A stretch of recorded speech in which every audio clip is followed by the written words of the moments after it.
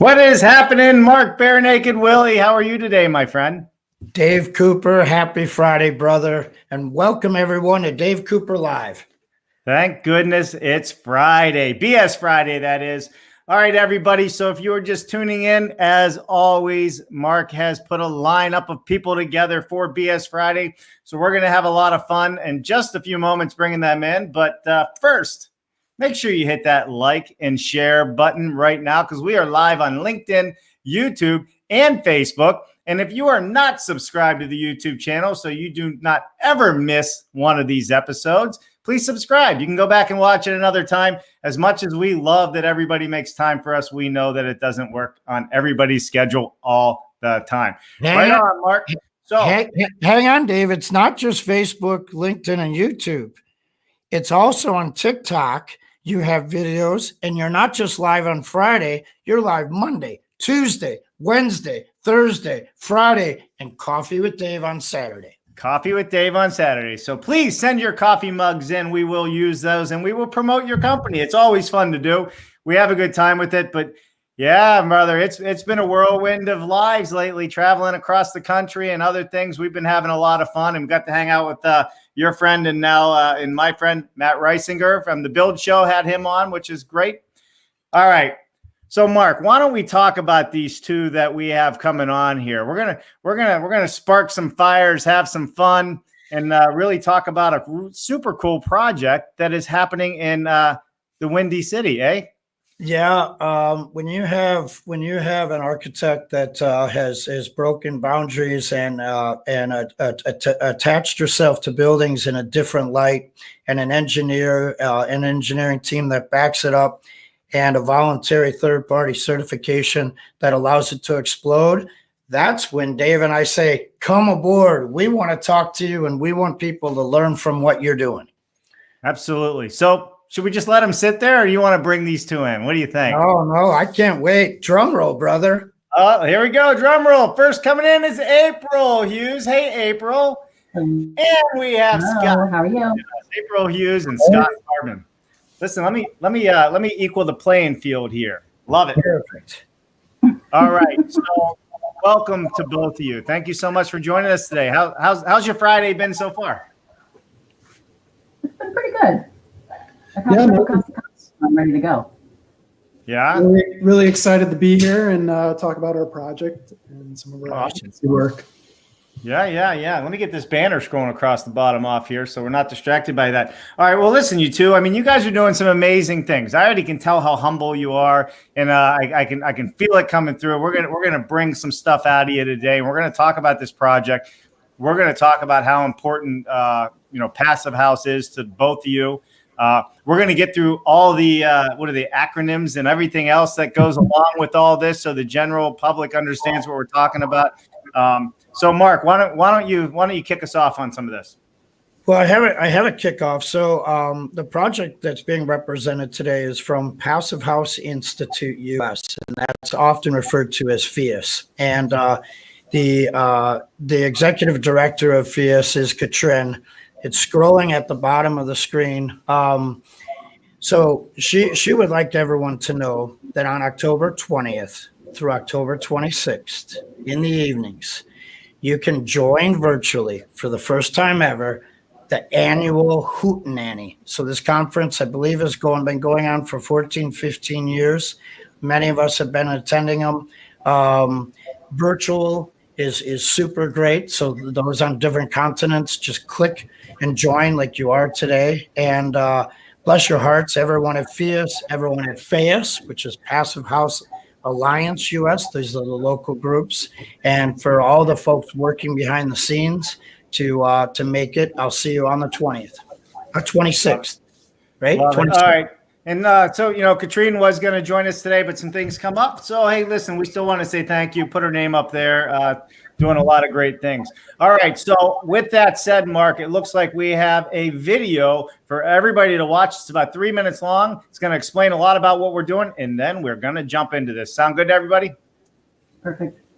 All right. Let's do it.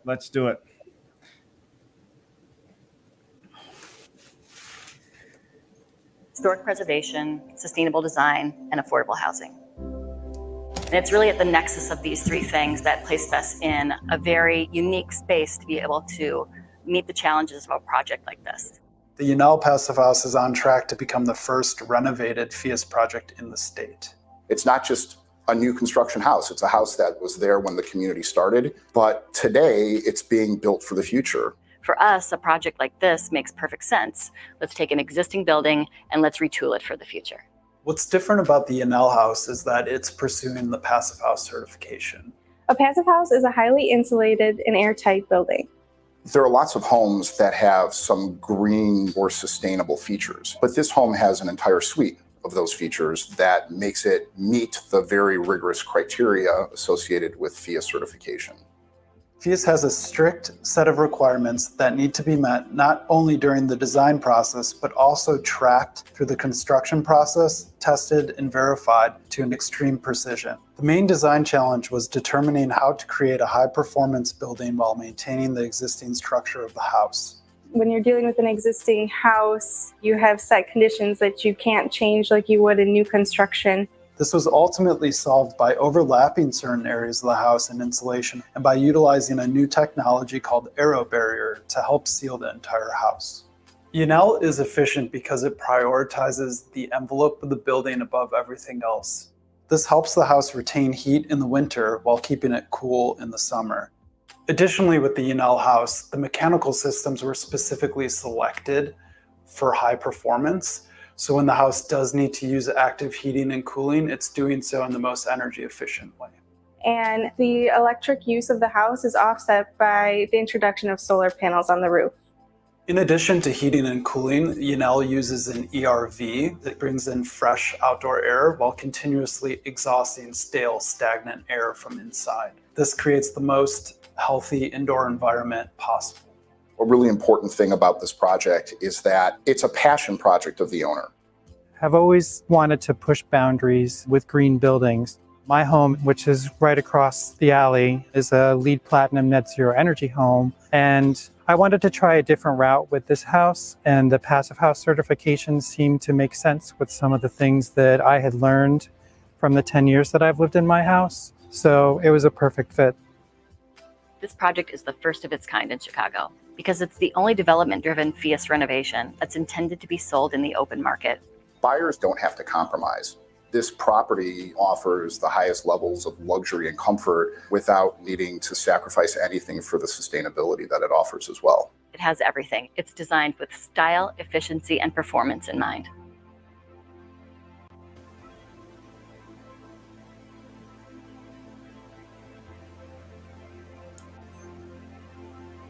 All right, guys.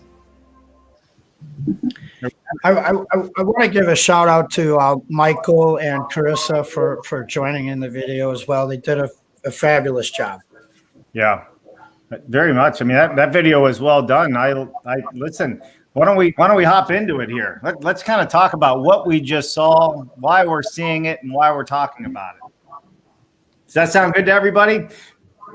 All right, so listen, we have an outline for you. We have a presentation for you. We have some decks for everybody as well. So I need to take a second, Mark, and load up the deck here. If you want to keep that moving, I'll get that in place. Beautiful. I believe we're going to start with April, correct? And we're going to give your background so you can start bringing us to speed, and Dave will work the technology behind the scenes. I am working on it behind the scenes as we speak in front of you. Perfect. Well, thanks for having us. This is a real treat. The production level here, by the way, also is amazing. I just have to say. Is that my video still playing? It's awesome. Yeah, one second, April. You're being overrun by audio. Overrun. Yeah. I think we're getting some feedback somewhere, Mark. It's not on my end. Okay, try it again, April, please. I can go. Yep. Here I go. I'm April. Hey guys, owner and managing principal of PHIUS here in Chicago, fully woman-owned firm. As you saw in the video, our firm focuses on historic preservation and sustainable design and housing. And so this project, like I said, was sort of perfect for us, right? You could see a couple of our other projects here up on the screen. we are designing a new beach house for Chicago Park District. That's there on the bottom left. Our office is there on the top left. We also do work in higher education that we're doing an addition there at University of Chicago. And we also do work all the way out in Wyoming at Jackson Lake Lodge, which is a historic building out there for the National Park Service. So we're sort of everywhere working in existing buildings. And but before this, I spent about a decade working with Doug Farr Associates and working on 4 different LEED Platinum buildings, including Michael's original home there across the alley, and 2 net zero projects. And in 2014, I took over HPZS, which focused on preservation. And so the idea has been since then to sort of take existing buildings through HPZS and retool them for the future, bringing them into the 21st century and meeting the climate emergency that we're in. So that's sort of where I'm at. And also just a little bit about acronyms. So you're talking about how we're going to hear about those today. I worked with the Navy for about 3 years on a net zero advanced training facility out in Coronado, California. So I'm pretty cool with acronyms. Yeah, I'm full of acronyms. I was in the military for 10 years myself, and you're absolutely right. I mean, it's full of acronyms and full of paperwork. Yeah. Perfect. All right, so that was a great introduction. So, Scott, I think we're going to move into your introduction. Why don't you tell everybody who you are, what you do, and hey, why are you joining us today? And I'll move to the next slide. Yeah, right on. Thanks, Dave, Mark, for having me. My name is Scott Farbman. I currently work at DBHMS. I'm part of the Database Plus group, which is a new research component of DBHMS. I started my journey on the architecture side, so I was trained and educated as an architect. About 5 years ago, I had the opportunity to move on over to the engineering side of things, and I get to combine my background of architecture with my love and interest and passion for performance, sustainability, environmental friendly design, and take it on the engineering side now. So DBHMS is traditionally an MEP design firm. We do mechanical, electrical, plumbing, fire protection, et cetera. But we do provide some other extra services in there. Dave, if you want to flip back to the slide there. So we also have a commissioning group, which is really important to the industry. Our folks get out there, boots on the ground, test and verify that all the designs, everything that is drawn, selected, is installed and operating properly. That's really important. It doesn't just stop on the page. It has to work in real life. We have the high performance group, which does energy analysis, daylighting analysis, all of the performance-driven analysis and data-driven design that's being demanded now. We provide that as well. And then finally, with sustainability, we provide consulting on the certification side. So LEED is most traditional, but in this project specifically, we have the opportunity to do passive house consulting, which is really awesome. And then on the next page here, just some examples of some projects from our company. UC Dorms, which is a radiant heating and cooling dormitory that is very new to the scene. We have Kaplan Center, which is ETFE on the bottom left. It's a cloud-like facade, really cool and interesting. And then, of course, Michael's YANNELL house in the bottom right there. And then the following slide is just a couple little plugs for the analysis work that we do that I mentioned before with daylighting, radiation studies, thermal analysis of wall assemblies, and infrared imagery. Yeah. I got a question for you, Scott. You said that radiant flooring or radiant heating is kind of new on the scene with dormitories and what have you. Are we talking like hydronic radiant floor heating, or are we talking wall panels? Talk us through what that means. Yeah, good question, Dave. This one in particular is in slab hydronic radiant heating and cooling. So it's implemented into the structure, and it provides both heating and cooling within the same system, which isn't utilized too frequently in a project type like that. Right. Good. Love it. Oh, man, I can feel we're going to dive deep today, Mark. Look at him. He's looking. Oh, my favorite part is when you interject those thermal images, Scott, right? So people see it and they're like, oh, look at the pretty colors. And in all reality, those colors are very telling.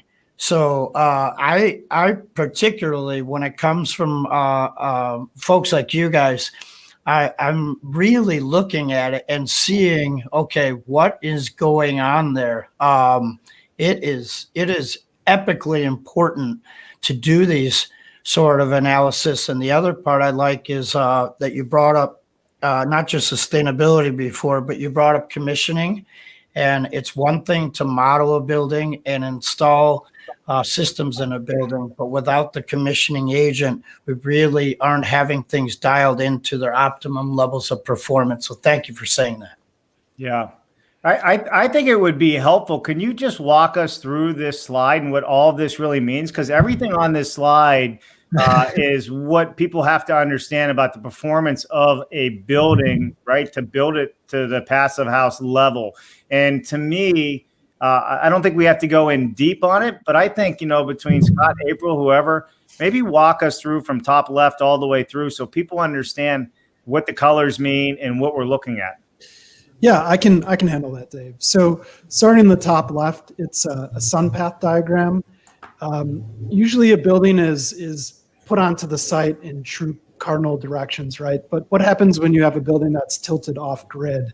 The sun hits it in a unique, different way. And it's not always very intuitive about how you can protect that building from the sun when it's getting hit both on the southwest and the southeast, which really heats it up. So it's important to track that and see how the impacts of the sun is affecting the space inside. The next two there in the middle are from a daylighting analysis. So we're tracking usable daylight, which would be orange is good, gray is bad. And if you do have bad gray spots, hey, let's put them in places where you don't need daylight, like the core or vertical transportation or MEP back of house spaces. The following one is a glare potential. So a lot of people like to say glass is always good, but it could be bad in certain conditions. You might end up with a lot of glare in the space. And if you have a space that isn't usable, it's not a successful space. So really want to figure out where those areas are and fine tune your facade and your shading and your treatments to allow you to use the space like it's supposed to be used. The following image, shading optimization, this ties back to the first sun path. So we wanted to test out a varying level of depths of shading, 2, 4, 6, 8, 10 feet, and then really fine tune that level of depth. Like, what do we need to hit with a shading element, and optimize that so we're not spending too much money on a really deep overhang when it's not necessary.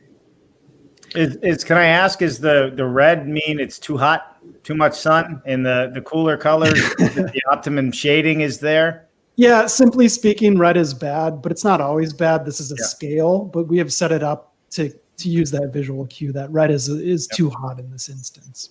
Okay. And the good thing is for the folks inside of these buildings is they don't have to understand stuff like this, but they do know that they need to hire April and Scott in order to make sure that these are accounted for. Yeah, and saving energy isn't always the primary concern. We want occupants to be healthy and comfortable, and visual thermal comfort is really, really important. And that goes with the bottom left image here. This is a thermal assessment of an assembly. You guys have seen this on your show a number of times, but it's looking at the temperatures as they move through the wall and figuring out if you might have some condensation problems within your wall, which is never a good thing. Yeah. And then finally in the bottom right, that's an infrared imaging photograph. So getting that infrared camera, standing outside your building and taking a snapshot and looking to see if you're leaking heat through any cracks, crevices, poorly constructed details, and that sort of thing, as Mark indicated, is really important. Mm-hmm. Got it. And then, so that the far right, the infrared imaging, what's that showing? That's showing the UC dorms from the previous slide, and it's showing that your envelope is a pretty consistent, good color, so you're not leaking heat out through it. Really, you're looking for hot spots there, and this has been built and commissioned both systems and envelope-wise, which is a really great thing. So maybe in the comment section after we get we're off today, you can throw in a thermal image, Scott, of a building that is not what we want to see, because that's important that you pointed out. That consistent grading was brilliant, but oftentimes we see images that are not what we want to see, but those are the ones that the clients like. They're like, look at all the colors. No. Yeah. Yeah. Well, that's going back to the 60s, Mark, the tie-dye look. There Right? you go. There you go. I know it. All right, so let's keep this going. We're gonna jump into a couple more questions here. We're gonna hit this next section off with April. April, we're gonna talk about advocacy, right? And what is the AIA and so on and so forth. So why don't you kind of help us out with this a little bit? Sure. If you want to throw up that slide, the next one after Scott's, Yep. I appreciate it, so I can get going here. So this year I'm president of the board of AI Chicago for 2020. And my focus has been on how I can use this platform to make positive change regarding supporting climate advocacy. And so, zooming back out from everything that Scott was saying, which is so important, we need to be able to speak about this in a way that our legislators can understand so that we can all help bring up the baseline through changing code. And so in February, I spoke to City Council supporting a climate resolution that was adopted. And we want to use the power of our 4,000 members here in Chicago to educate and advocate for these changes that are necessary in order to decarbonize by 2050. So, we know this is like very wide ranging. There's a lot to do. We're already behind the 8 ball in so many respects. So how do we collect ourselves and speak in a way that is clear and concise about the change we'd like to see? And so if you could move to the next slide. An example of that advocacy that AI Chicago is going to be doing to round out my year is supporting one of our members that has come up with something called the Common Agenda. I don't know if any of you know Doug Farr. Of course, I worked for him for about a decade. He is amazing, and his firm is amazing, and Carbon Free Chicago, a group that he's put together also, is advocating for this. So I'm not going to read this slide completely to you, but what I will say is that it's simple and it's 3 things.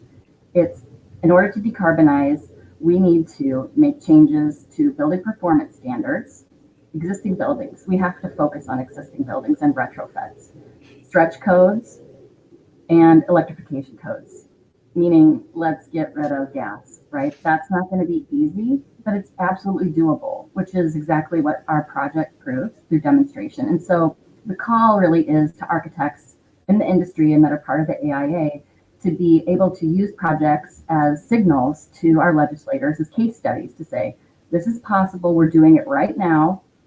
Come and take a look, walk through it, this is possible, and use these collection of case studies to prove to legislators that we need to change and make these at least minimum 3 ordinances here in the city of Chicago, something that is the law. And then it won't be a choice, right, of doing the right thing. We'll just be doing the right thing because it's the minimum standard. Yeah, love it. I should say, April, that Dave's also a member of Carbon Free Chicago, and on October 31st, there will be a Carbon Free Chicago event. Oh, tell us about it, Mark. Tell us about it. Oh, more to come later. We just had the board meeting last night, so more to come later. We got to stick to April and Scott. Love it. All right. Well, that is awesome. Why don't we go and say hello to some friends out in the audience real quick and keep driving this forward. Back to Scott's advocacy. Perfect. Yeah, I think so, because we're getting a long list here. All right, we got George Ryman. Good morning from Surefoot Foundations here in Phoenix, Arizona. Awesome. Thanks for joining us. We got Joel Hutchins, Splash Modular, joining us. Happy BS Friday, everyone. I bet you Joel knew what those slides were, Scott. Yeah, Joel's a pretty smart cat. Dan Wildenhouse, happy Friday from Portland, Oregon. Thanks for joining us, Dan. We got Jordy Puchiger from ModuCore. Jordy, thank you so much for joining us, friend. Look at all this stuff. Oh, no. I don't know. He just pops up every once in a while, this guy. Etienne, what's happening, Etienne? CEO of SIGA North America. Good morning. Happy to see the focus on PH retrofit. We need to upgrade our existing building stock to fight climate change. Well done. Absolutely. And then we got Jennifer in the background saying healthy homes are the way of the future. Thanks for joining us today. And of course, we have this guy, Adam White. What's happening, Adam? Good morning, Adam. Good to see you. Good to see you. And we got Andrew Seeley joining us today. Greetings to all this PH Friday. And way to go introducing these stars to the audience. Mark Build Small CASITAS Willie, or as we like to refer to him as Bare Naked Willie. PG version. All right, George Ryman, as everyone's comfort levels are different, what features would you consider common to most potential customers? That's a good question. Who wants to take it? Ooh, that's a dangerous question. I think the easiest way to answer that one would be to implement systems that can accommodate everyone's level of comfort. Everyone's different, as you mentioned, and you need to have an HVAC system that could accommodate a wide range. So the flexibility there is important. Temperature control, zone control, all those things. Yeah. I say it a lot simpler. I say air seal, air seal, air seal, and water in all of its forms needs to be kept outside of your structure unless you're showering or cooking. Yeah, I agree. I switched this around there, Mark. I think it balances us out. All right, so moving on. Let's get back into this. George, thank you for the question today. You guys ready to continue this journey with Scott? Yeah, let's do it. Scott has a lot in his brain. I can tell just by looking at him. Like, right? You're a thinker, aren't you, Scott? I got too many moving parts. All right. So, Scott, let's carry on into the next subject, which is going to be AIA 2030. All right. Yeah. So this is, let me get this right. This is not AIA 2030. It's committed. It's not capable, right? Or what did I say before? We're committed. We're not committing. We're committing. We're committed. So in other words, we've already thrown the gauntlet down. It's happening. It is happening. It could happen better with more participation, but it is happening. So AI 2030 builds on Architecture 2030, which was a challenge put out by Ed Masria. The AIA, it's essentially their implementation lever for the commitment. And what they're looking to do is put energy performance and carbon emissions at the forefront of design and architects when it comes to the buildings they're designing and the way they communicate with clients and all their consultants. Yeah. If you want to flip to the next slide there. So this program has been around for a while now. We have been tracking data since the late 2000s, but it's been in a digital platform since about 2010. And what we're trying to do is design buildings that could be carbon neutral by 2030. Of course, we have 10 years left. If we look at the today column, we're saying that we need to design a building that's 80% more efficient than the average building, which references a 2003 or 4 baseline. And then the 20% remainder there is coming from, of course, you're still allowed to use some fossil fuels, but we want to get some renewable energy in there too. The idea is if we continue on this path, by 2030, we'd be designing fully carbon neutral buildings and really dense high-rise buildings. It's really hard to be carbon neutral all on site. There's just not enough surface area to have solar panels. So the AIA is recognizing that this is a challenge. It's not possible for every building. So offsite renewable needs to be something that we need to put into effect. Community solar is a program that's being rolled out in Illinois. And then there's carbon offsets and other programs and platforms to consider as well. So the next slide, just building on the advocacy piece, there's a lot of really great volunteer groups in the Chicago area. We all work together to, push the boundaries a bit, talk to our legislators, come to common terms. All sorts of great programs here. Of course, Illinois Green, I feel, really leads the charge and it keeps us all accountable. And then there's the Chicago chapter for IBIPSA, which is building simulation folks. Of course, the Passive House Alliance, the Living Building Challenge folks, Green Built Home Tours, which is a component of Illinois Green, AIA COAT, which is the Committee on the Environment. They work really closely with us at 2030. And I forgot to mention that I'm the co-chair of the Chicago 2030 Working Group with Arthi Gowda from SOM. And we've all been working together really closely for the last 5+ years. Wow. Also, all these organizations get together every year and have a holiday party. It's called the holiday party. And bless your heart, Katie. Dave knows Katie for running that every year. Yeah, and that party is probably the best industry party of the year, hands down. Yeah. Last year, Dave, we had it at the Rebuilding Exchange, which is very much like the Pittsburgh one that your brother has. Oh, really? Nice. Yep. Is that Katie Kaluzny we're talking about? That's one and only. Is this the psychedelic music, Katie? No, that's Prudence. That was Prudence. Right. Well, we're going to invite Prudence too, because I'm coming. Although Katie's quite the dancer. You should have seen her at Greenbuild. Right. Love it. I love it. All right. But really, really cool. So, all right. So moving into this, right, let's get into this YANNELL house. This is kind of our next topic of discussion. The video is about the YANNELL house that we played in the beginning here as well. So either one of you, who wants to kick us off with talking about YANNELL house and where we're going with it?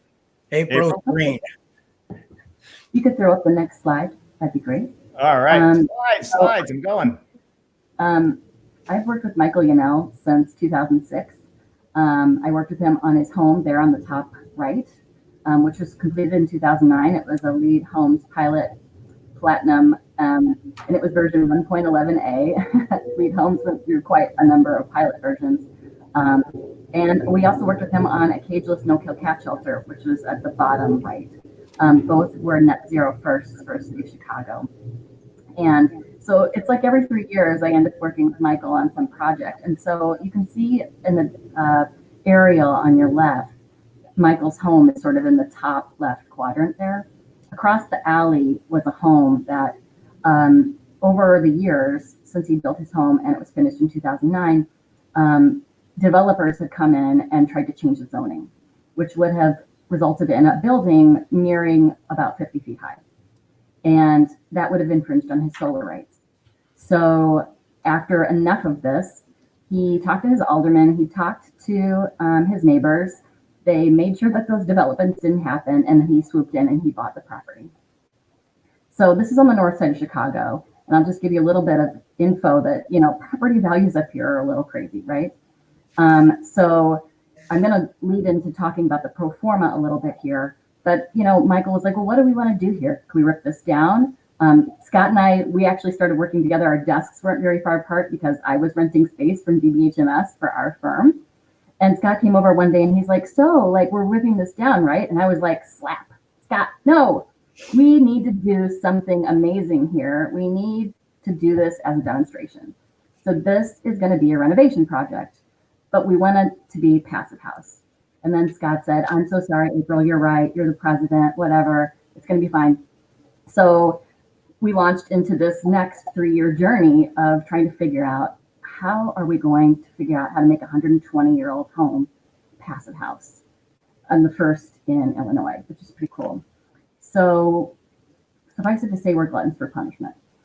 Maybe you could take it to the next slide and I can talk about what that means, which is our budget. So when you develop your pro forma after you do site acquisition, you're really put into a box. And it's not a very well insulated one. It's a very expensive one. So as you can kind of see here, what we ended up having to do was decide, are we going to do a light green renovation and be very sequestered on what the amount of our budget can be based on what we could sell the property for, right? Because we're already in 500 grand on purchasing this property. So what we figured out is that in order to really take it to the next level and for this to be a demonstration that you could actually put money in and get that same money out, we ended up developing a 2-story, 500 square foot addition, which put it into a higher price point in the market. And what I just like to cap off saying is that while this is not affordable, which is a lot of what HPZS focuses on, it was a successful demonstration because when it went on the market in September, which was last month, its first showing netted its first offer and it closed yesterday. And the owner, Michael YANNELL, the developer, broke even. So this can be done. Yes, this was a higher price point. It wasn't ideal, but it was a demonstration that it can and it should be done in our climate zone. So I'd love to take questions about that. And if Scott, there's anything else you'd like to say about those challenges, we worked this through for a while. I mean, this was like well over a year of trying to make the numbers work for this project. Right. Yeah, I do want to add and shout out to Michael. He really is the champion of sustainability, and it takes a person like that to make things like this happen. Just the fact, the previous projects we showed, everything he touches really wants to be sustainable and be as close to net zero as possible. And he's the dream client, and he's great. Yeah. So what was what was the biggest hurdle? If you think of this whole project from a design perspective, what was your biggest hurdle to get over on this project? Like, there has to be some massive undertakings to really figure this out, right? Yeah. I don't know if there's just one big one. There are many. Can I interject and say perhaps dealing with the standards of how we introduce new technologies to Chicago and how it plays out? Is that a possibility? Yeah, that's a good starting point. We're implementing systems and technology that isn't commonly done in Chicago in the residential sector. And it's stuff that really needs to be adopted. We can't be doing furnaces with no mechanical ventilation and relying on cracks in your walls and windows to bring in fresh air. So we really need to educate, builders and kind of the everyday residential designers to implement some of these passive house strategies. I'm not asking them to design and do all passive house certified buildings, but we need to start pulling from some of the guidance and strategies that passive house requires to make sure that we're building right and occupants are healthy. Contractor training and municipal buy-in is a case study that you've achieved here that could be replicated in every city, in every town. But what also needs to be replicated with that is, again, the folks wanting to be a part of it. And because this was achieved, this will go on to embrace more folks. And if I could just pick up on the thread that both of you left out there, which is that this was not a passive house builder that we selected. This was a development builder that has done green technologies all over the city and the state, but they've never done them all in one place before. And so really, like, educating the market is about working with builders that haven't done this before. And it can see that this is something that's achievable for them. And they're not scared of doing it again, and maybe even on their own. So in that sense, that was it was a huge challenge, but it was also one of the best opportunities for making meaningful change in the industry. And I think, our builder MK did a fantastic job. The embodied energy, Dave, of this existing building, and our country is riddled with existing buildings. To take that on and achieve that at the passive house standard is a whole nother level of acknowledgement. Not just doing a passive house, but doing one with an existing building, and the sequestered carbon of that building, the embodied carbon of the building is just brilliant. Yeah, and I would imagine, like you said, this builder hasn't really taken it to this level before. And being in the world of offsite construction, it takes somebody 2 to 3 projects to really get a grip on what they're doing, get the process down, become more efficient at what they're doing. And I would imagine it's the same way. There's a learning curve in everything. And I've said it before. My grandfather's always said, you're going to pay for an education. You could either go to school and get educated, or you can get your ass handed to you. But either way, you're paying, right? Yeah. And I think everybody has to understand that with anything new, it takes a few times for you to get your head around it. So my guess is you don't go into this thinking, "Hey, I'm gonna do it 100% the right way the first time." It's going to take 2 or 3 times to become a pro at it. And when you do, as a builder, your profitability goes up, your efficiency goes up. All those things come into play. Yes. Agreed. Absolutely. And I just want to add that I wouldn't qualify myself as an expert. I learned a lot on this process too, and I'm going to continue to learn and build on that. I still have probably another 1 or 2 to go until I'm like some of the other folks in the industry. Yeah. Sure. April and Scott shared a presentation similar to this last fall for the Passive House Alliance. And one of the things, Dave, you'll find in the Passive House community is people share their lessons learned, so that other folks can take that as the block and move forward. And just last week, I don't know if you guys noticed, but Dave toured the first ever passive house in Austin, Texas. And the builder told him, hang on, we're not passive house yet. We're not certified. And so it's important for our viewers that aren't familiar with passive house to know that it's a pass-fail system, and that certification is voluntary, but it is either met or it's not met. Yeah, and that's Matt Reisinger, and he understands all this stuff. He understands the science behind it, so he did pause me on that, but he gave me my own BS pause, right? We don't get to use that. Matt Reisinger gave me a BS pause. He said we are not certified yet, but that's what we're shooting for, so hopefully we're doing it all right. All right, let's take a moment. Listen, there's a lot of people watching right now. Let's hit that like and share button. Let us know that you're there. It helps us grow what we're doing. It helps us grow healthier, more sustainable ways to build, and also just makes life better for everybody involved in the next generation. So with that said, we are live on LinkedIn, YouTube, and Facebook, and we have stuff going out on TikTok and other platforms now because we just have to be everywhere if we're going to change this in the way we think. So with that said, I see in the Jenny Melman is joining us today. Jason Meyerings joining us. Luis Lara's joining us. Gabriella Taylor is out there joining us as well. And I think we have a couple more. Oh my, here we go. I don't know if you've seen the comment section, Mark. We got some books here. Let's see what we got going on.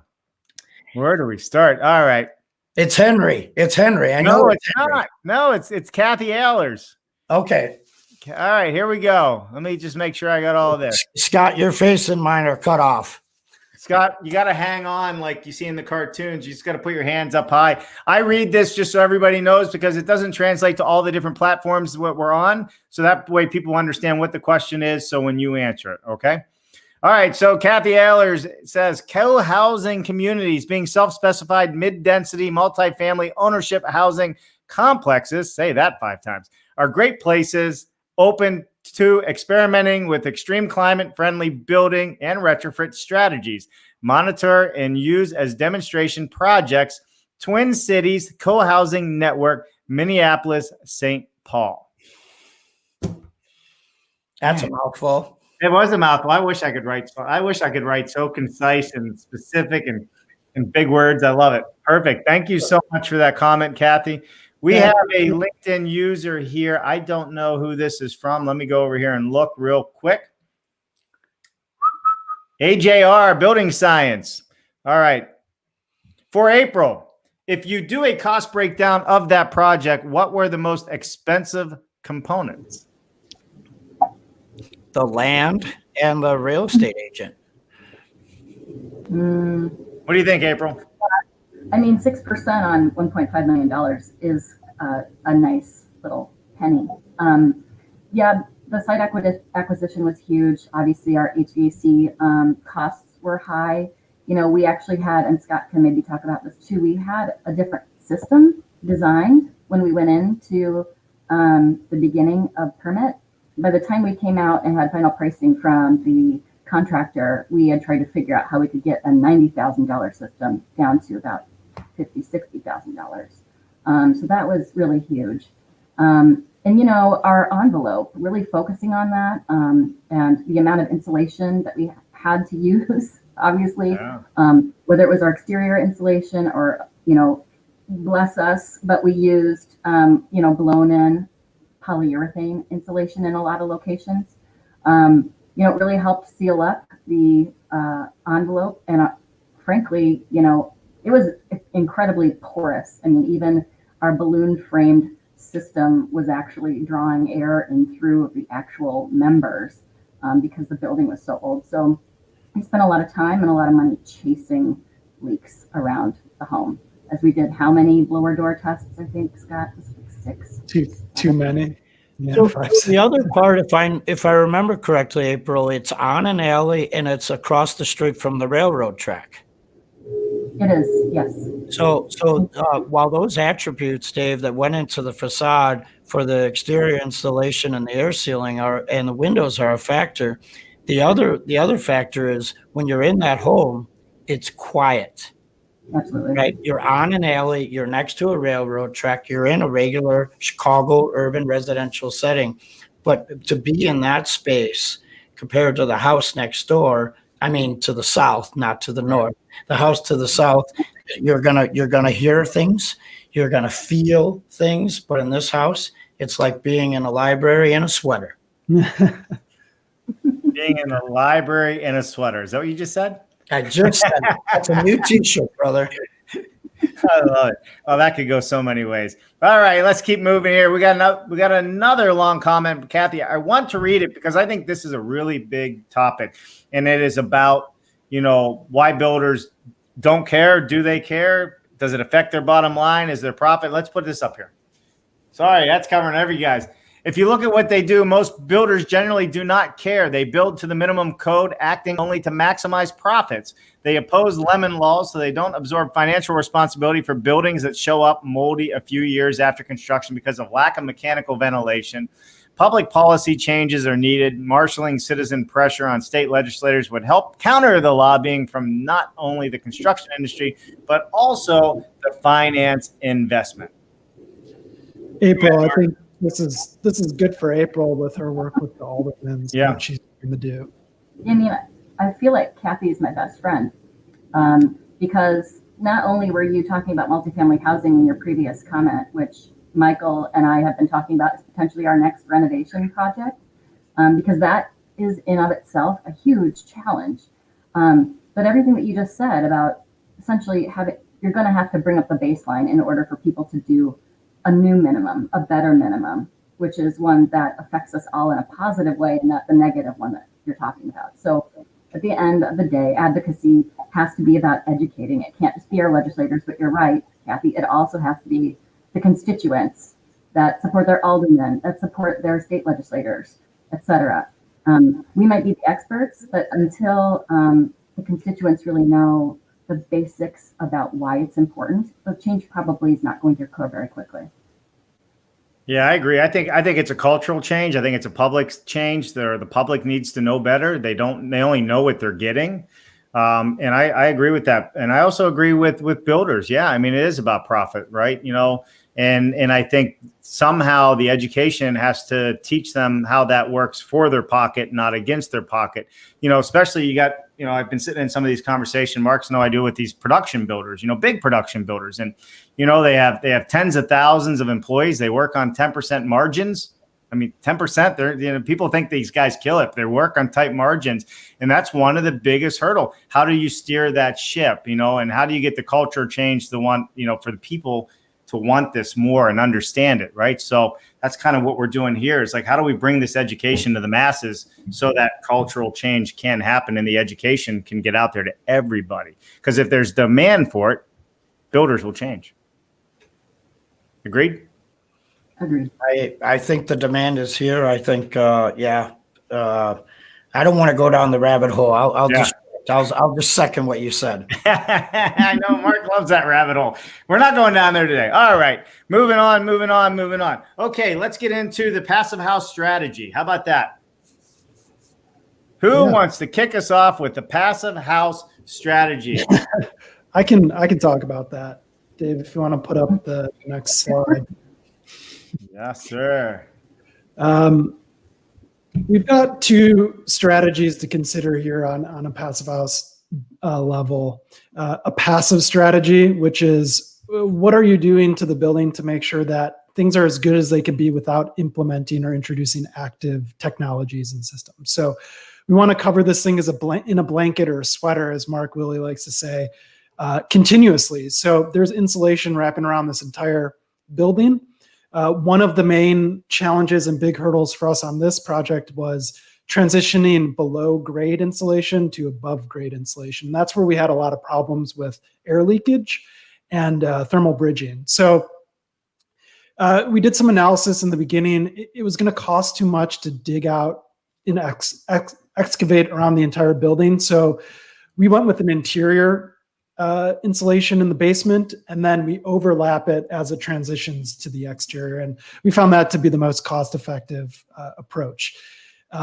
So with continuous insulation, there's also continuous air barrier. We want to make sure that we're not leaking air in or out anywhere. And that really gives you your thermos type design where the conditions inside that thermos are as constant and consistent as possible. Next slide. Yeah, next slide. So once we do all that, there's still some work to be done. Chicago is a cold place and a hot place on a number of days. So just having insulation isn't good enough. We do have to condition. We have to heat and cool the air from time to time. Our approach here was a VRF. It's a variable refrigerant flow mechanical system. This is often used in the commercial sector, but we wanted to try and see if we can make it work here. And how you see something like this most commonly used in Europe, though now on all the passive house, you see the high wall units that blow air into the space. And what we wanted to do is put a high wall unit in every occupiable space to give the most comfort, flexibility, and control possible. So if you're in the living room, you only need to heat and cool that space directly when you're in there, and you don't need to waste energy heating the rest of the house that might be on the same zone if it was a traditional furnace that's servicing the whole house. So multiple zones, multiple controllability points, that was really crucial here. And then in the video, we talked about this a bit. When you have a really tight home and you're not getting air leaking through in or out, you need to pay pretty close attention to that indoor environmental quality. So the ERV, the energy recovery ventilator, it constantly brings in fresh air and exhausts out old stale air, keeping your CO2 levels low. All your VOC levels are kept where they want to be, and you're providing the most healthy occupiable space possible. And because you are moving a lot of air in and out, you recover that heat in that process, and it makes things way more efficient. And when it comes to energy, and utilities at the end of the day in this building are going to be really small. The people who move into this place, I think they're going to be pleasantly surprised that they're not going to have to pay, $200-300 heating bill every winter. Wow. Next slide. Yeah. You touch on a couple of unique challenges as well, and I'll go quickly here. So Chicago has its own ventilation code and mechanical code, and in building code, though, they just updated their building code. But the mechanical code is a little old, so to speak. And when it comes to providing ventilation, they do it on a square footage basis. So this same bathroom is 60 square feet. To meet a Chicago code, we have to bring in we have to exhaust out 90 CFM of air. If we're just following the passive house guidance, we only have to exhaust out 24 CFM of air. So it's about 3 times larger than it needs to be, just because of the codes that Chicago requires. And Katrin and all of our groups here, volunteer groups, are trying to advocate for an updated code so things can catch up to elsewhere in the country and in around the world. Perfect. Next slide. Colors. Yeah, colors. Here we go. I'm the guy that likes colors. Mark's the guy that says, ooh, this means something that has to do with building science. The So red door of truth. Mark asked us to show an example of a bad infrared image, and the one on the far right is it right there. You could see those are the framing members, the studs of the house, and the old studs were quite porous, as April mentioned, and you could just see that heat is being leaked through those structural members. So we had to, through a number of iterations on blower door testing this building to make sure that it was airtight, we ultimately couldn't get to where we needed to be, and we needed to call in some big help. And we, at that point, relied on Aero Barrier, which is a new product to the industry. And it is, if you pressurize the house, there's a nozzle and it shoots up particles into the space, and it starts to fill in all the holes that you can't see or get to. And it is tested. It's a healthy material, so you don't have to be worried about that. It has a Green Guard Gold certification. But that product really let us hit the really extreme air tightness requirements that the Passive House program dictates and requires, and we wouldn't have been able to do it without. So Scott, let me add to this. So this aerofoam is really cool stuff. In fact, Von Buckley and those guys at Volumetric are using this in some of their manufacturing for modular volumetric structures down in the Carolinas. But for everybody who doesn't know what it is, I mean, if you just think about like these hoses run to all the different rooms with like right? Like a sprinkler hose almost. And what you're saying is pressurize the house so it pulls all these particles into the holes that are leaking air and then expands and seals them without it getting everywhere. It's kind of, it's science at its best. I mean, it's a really cool thing. It is incredibly cool. I think they can fill up to a half-inch hole now. With Yeah. technology, which is insane. So the important note, Dave, they already went through procedures to make this airtight, but it's the old stud members that were found with this intense review of the inspection of both the insulation and air leakage that's not found in other building code systems. This is unique. This level of tightness is unique to the voluntary passive house standard. So you would never notice this in any other project. And hats off to you folks for doing this. And I'm interested to see what Adam White says, Dave. Yeah, for sure. And I want everybody else to note too, you know, this blower door test looks like it's being done not when sheetrock is on, but before you close everything up. Yeah, it's important to test mid-construction. So if you do have obvious areas of your building that isn't airtight, that you can address those things. Once you put drywall up, you're kind of, you're done. You can't really hit those hard to hit places. So it's important to blower door test multiple periods of time through the construction. Go ahead, April. Yeah, thanks. And just to piggyback on what Scott was saying earlier about aero barrier, and we want to talk about money. It was definitely the biggest bang for the buck. I mean, at the end of the day, this was a few $1,000s on a property that we put, you know, $1.3 million of money into in order to renovate and get to market. And the difference between this being a passive house and not, at the end of the day, was the aero barrier. It was a game changer for a project like this. And I, for my part, will never work on another existing structure without using that again. It was amazing. That is. Yeah. The other part, Dave, is on a passive house home, the blower door is often done even prior to the insulation, so that you're checking for the air sealing at the penetration points prior to the abundance of interior insulation. Yeah, I mean, it makes perfectly good sense. You know, I just know from being in the traditional building world as many years as others that that's not traditionally how it's done, and this makes better sense. So, all right, cool. Where are we going next? Let's go to the next topic. We're running long, but I say we keep going. Yeah, I think we keep going as well and get through all of this stuff. We got a good audience out there right now, and people are interested in learning more. So, April, you were going to discuss the Chicago zoning code issues, yes? Yes. Perfect. I'll take it away. Let's move to the next slide.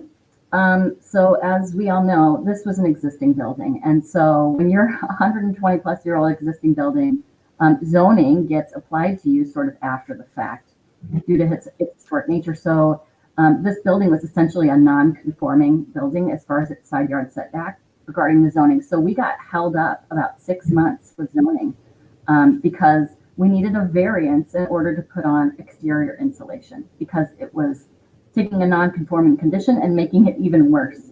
Yeah. At the end of the day, we had to get, this administrative adjustment, which allowed us to break our permit free and actually be able to do this. So when we talk about, advocacy and change related to our policies, letting our legislators know, letting people that serve on DPD, Department of Planning and Development, or the Department of Buildings, and pairing them up with people from Passive House Alliance and seeing case study projects like this will help to explain the barriers to modifying our existing building stock, which is the only way we're going to decarbonize by 2050.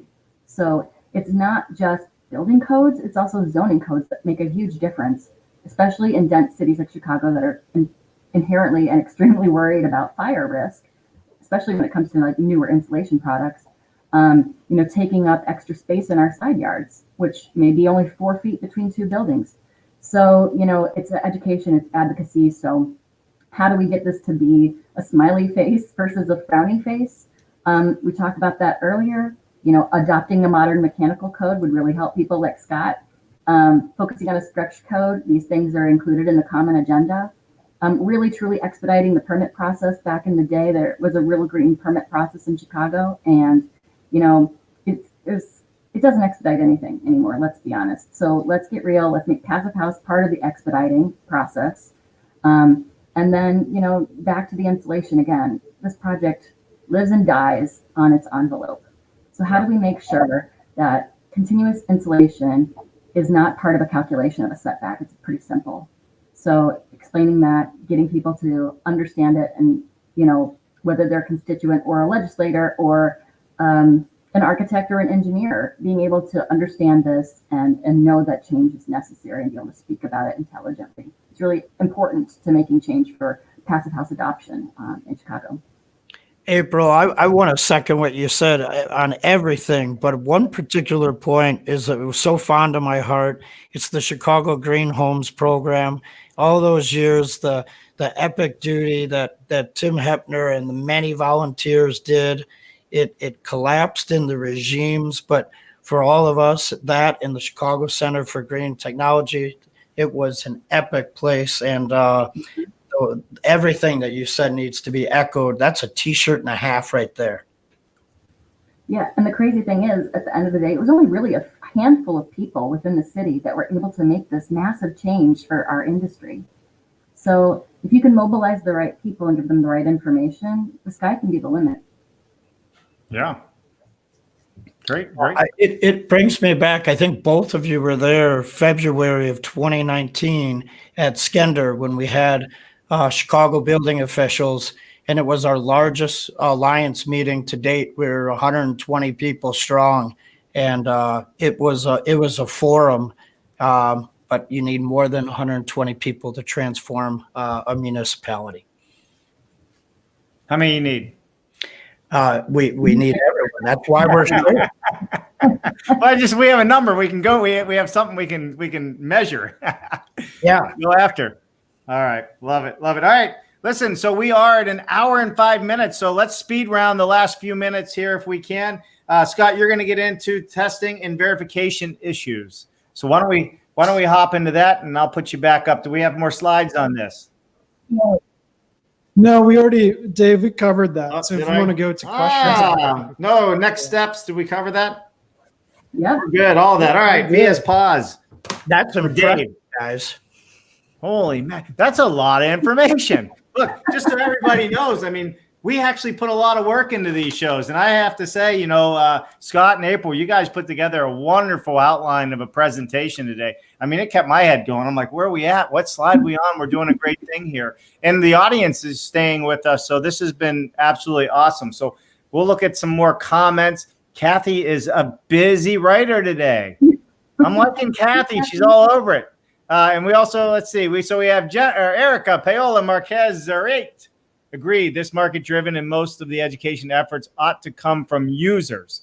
Absolutely. If we can get the general user to want this and understand it in a big way that the builders hear it, it can make a big change. The cities hear it, the government. If the users can get the word out, that means the politicians and everybody else better start playing suit.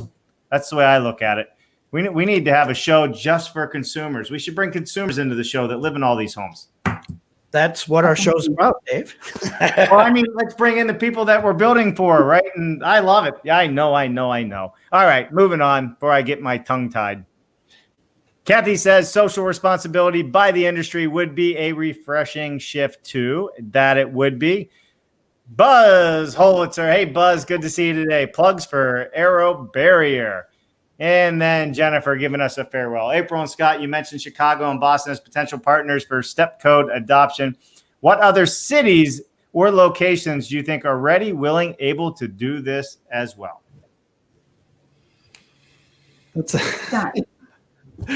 Come on, we're listening. That's a hard question because we're having trouble with it in Chicago. We don't have a stretch code here, and we're supposed to be one of the most green, sustainable cities in the country. Yeah, I think we need to continue to take nods from our the better performing cities. Sorry, Chicago, but there's better cities out there, and we need to catch up. That said, there's smaller municipalities that can certainly adopt more